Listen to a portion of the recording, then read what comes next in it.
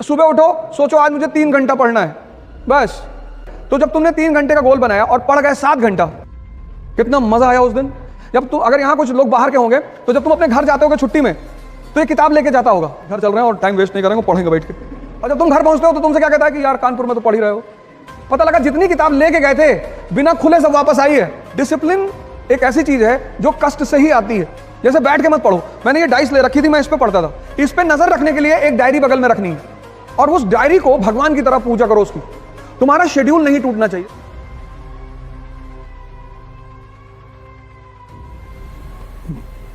जय हिंद फ्रेंड्स।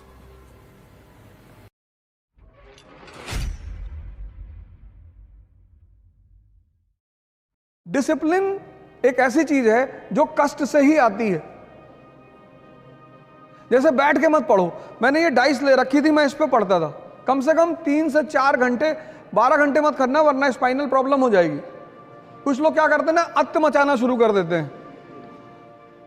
बाबा रामदेव ने जब शुरू में बताना शुरू किया कि कपाल भाती करने से चेहरे पे चमक आती, एक भाई साहब ने 1.25 घंटा कर लिया, किडनी पलट गई,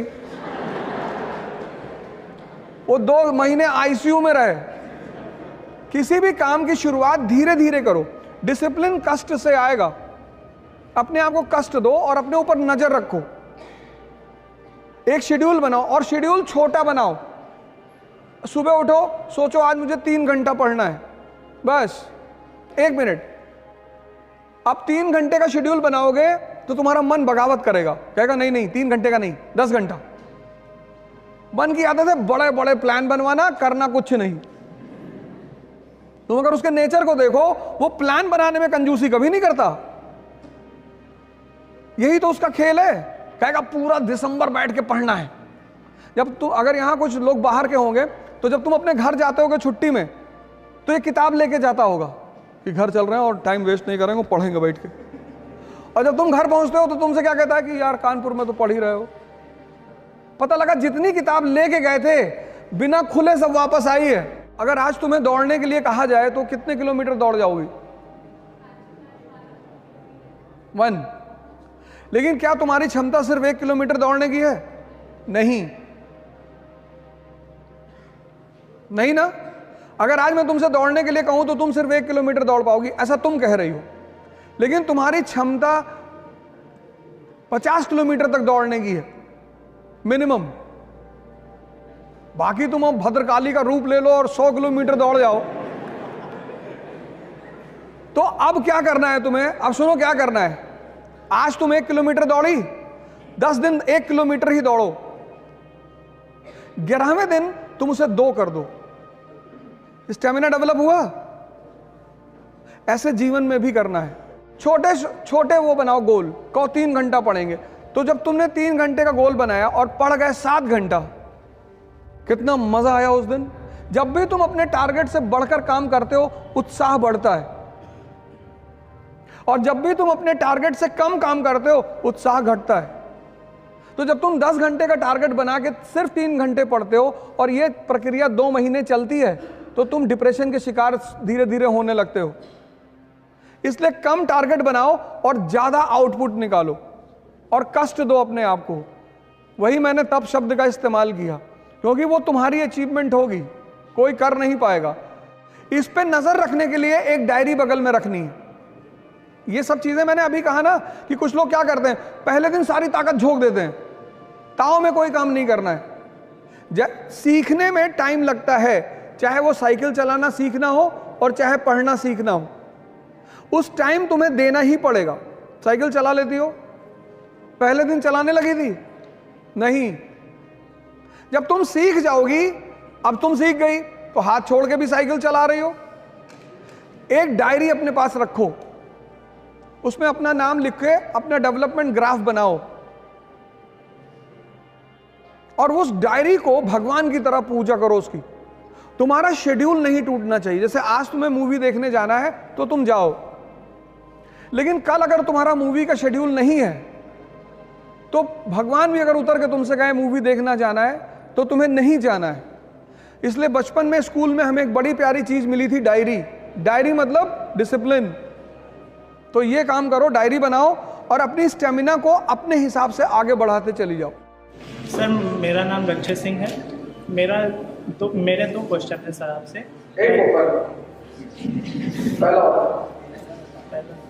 तो सर जैसे कि कोई नया बच्चा है आईएएस की तैयारी करना चाहता है। थोड़ी है। नहीं, स्टूडेंट है तो आईएएस तैयारी करना चाहता है, तो उसके पास मेजर प्रॉब्लम ये रहती है कि जैसे उसे ऑप्शनल चूज़ करना है, तो उसमें जैसे उसे हिस्ट्री पढ़ने में ज़्यादा मज़ा आ रही है और वो हिंदी उठाता है तो उसमें भी कई कवि या फिर लेखक ऐसे मिल जाते हैं कि जिनके विचार उसे काफ़ी ज़्यादा प्रभावित करते हैं, और उसके बाद दर्शन उठाता है तो उसमें भी वो प्रभावित हो जाता है उनसे। तो ये कैसे पता करें कि उसकी वास्तविक स्ट्रेंथ किस सब्जेक्ट में है? नहीं, देखो, जो आदमी सबसे प्रभावित हो रहा है, हमारी श्रीमती जी ने हमसे कहा कि यार एक बात बताओ, तुम में और मैं में बेसिक डिफरेंस क्या है? मैंने कहा तुम्हारी क्षमता ज्यादा है लेकिन तुम्हारे काम करने का तरीका गलत है। बोली कैसे? मैंने कहा यार इतना टाइम लगा दो किसी चीज में, तुम कपड़ा खरीदने गई, अब कपड़े को पकड़ के ऐसे देख रही, कॉटन पैदा करती हो? नहीं नहीं नहीं। जब हम पहली बार गाड़ी खरीदने का प्लान बनाए तो हमने कहा वैगनार खरीद लो, बढ़िया गाड़ी है।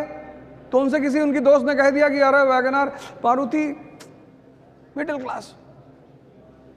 6 महीने तक कार ही नहीं आई घर में, कभी मारुति, कभी सेंट्रो, कभी ये, कभी वो। फिर एक दिन मैंने उनसे कहा आओ, चलो आओ, फिर ले गए महिंद्रा के शोरूम में। इसीलिए तो इस देश में तुम संत रविदास को सुनो, मन चंगा, मन पे बात कर रहे हैं। तुलसीदास ने क्या कहा? जाकी रही भावना जैसी। ये मन तो तुम्हें हर बार तुम्हें शादी नहीं करने देगा। अगर 5-6 लड़कियां एक साथ खड़ी कर जाएं कि इसमें चुन लो, फिर डिस्टर्ब कर देगा तुमको कि नहीं ये नहीं। तुमसे खेल रहा है वो, एक पकड़ो, वो तुमसे खेल रहा है और तुम उसको मजा दे रहे हो, तुमसे मजा ले रहा है। कभी तुमसे कह रहा है हिंदी, रामधारी सिंह दिनकर, बहुत बढ़िया। अब तुम दिन भर बैठ के सोच रहे हो कि हाँ यार रामधारी सिंह। यही तो मैं कह रहा हूं, डिसीजन लेना है तुरंत। जिस दुकानदार के पास जब जाते हो कोई सामान लेने, अगर वो सामान उसके पास नहीं होता तो पता क्या कहता है? साहब आजकल इसकी सेल नहीं हो रही है, बड़ी शिकायत आ रही साहब। आप साहब एक काम करो, आप साहब ये नया प्रोडक्ट आया साहब बाजार में, बड़ा बढ़िया प्रोडक्ट है साहब। तुम उससे पूछो कि जो मैं मांग रहा हूं वो है? कि तुम बिस्लरी की बोतल मांगे, उसके बाद नहीं है, कहेगा हिमालय का पानी ले लो। मैंने पूछा बिस्लरी है? कह रहा साहब बिस्लरी के पानी में बहुत शिकायत आ रही। मैंने कहा है कि नहीं? कहा भैया बिस्लरी नहीं। तो उसको मत खेलने दो, एक डिसीजन लो। और जितना बड़ा एम्बिशन होगा उतना बड़ा खतरा होगा। खेल रहा है तुम्हारे साथ, कल से मत खेलने देना। बताओ बताओ जल्दी बताओ बेटा। न्यूज़पेपर जैसे मैं पढ़ता हूँ तो सर न्यूज़पेपर को अप्रोच कैसे करें और उसको एनालिसिस उसका कैसे करें? एनालिसिस करने के लिए बेसिक्स स्ट्रांग होनी चाहिए, पहली बात तो ये। उसके लिए तुम्हें एनसीईआरटीयां पढ़नी पड़ेंगी। अप्रोच करना ये होता है कि जैसे न्यूज़पेपर क्या है, मैंने भी एक वर्ड यूज किया, दर्पण। दर्पण तो अब कन्या विद्याधन योजना सरकार लेकर आई है, तो उस पर तुम लिखो क्यों। फिर विपक्ष क्या करेगा? विपक्ष उस विद्याधन योजना पर अपने मत रखेगा कि इसमें ये कमी है, इसमें ये कमी है। तो तुम्हें क्या करना होगा? एक तरफ सरकार का पक्ष निकालना होगा और दूसरी तरफ विपक्ष का, और दोनों को जोड़ लेना होगा। बस पिक्चर तुम्हारे सामने होगी। जय हिंद फ्रेंड्स, इकरा इंटरव्यू गाइडेंस का प्रोग्राम करने जा रही है। अब इस गाइडेंस प्रोग्राम में तो पर्सनालिटी को लेकर आपकी मुलाकात हमसे होगी। मॉक इंटरव्यूज में आपको सीनियर ऑफिसर्स मिलेंगे, रिटायर्ड ऑफिसर्स मिलेंगे, सीनियर फैकल्टीज मिलेगी, और इंटरेक्शन में आपको मिलेंगे सर्विंग ऑफिसर्स। पुणे में इसकी पहली डेट है 28 दिसंबर 2022। मैं आपको पुणे में मिलूंगा 28 दिसंबर को। दिल्ली में 22 and 29 January, JP Siddharth hotel Delhi. फिर दूसरा सेशन होगा 12 एंड 19 फरवरी 2023, जेपी सिद्धार्थ, वो पूसा रोड पे होटल है जेपी सिद्धार्थ। इसके लिए आपको एक छोटी सी फॉर्मल प्रक्रिया करनी पड़ेगी। जो भी लोग पुणे में मिलना चाहते हैं, दिल्ली में मिलना चाहते हैं, वो सारे लोग ऑनलाइन रजिस्टर करा लें और ये पूरा प्रोग्राम फ्री है। लेकिन आपको प्रोग्राम में आने से पहले रजिस्ट्रेशन कराना पड़ेगा इकरा की ऑफिशियल वेबसाइट पे। एक बार फिर से आपको congratulations, best of luck, thank you, जय हिंद।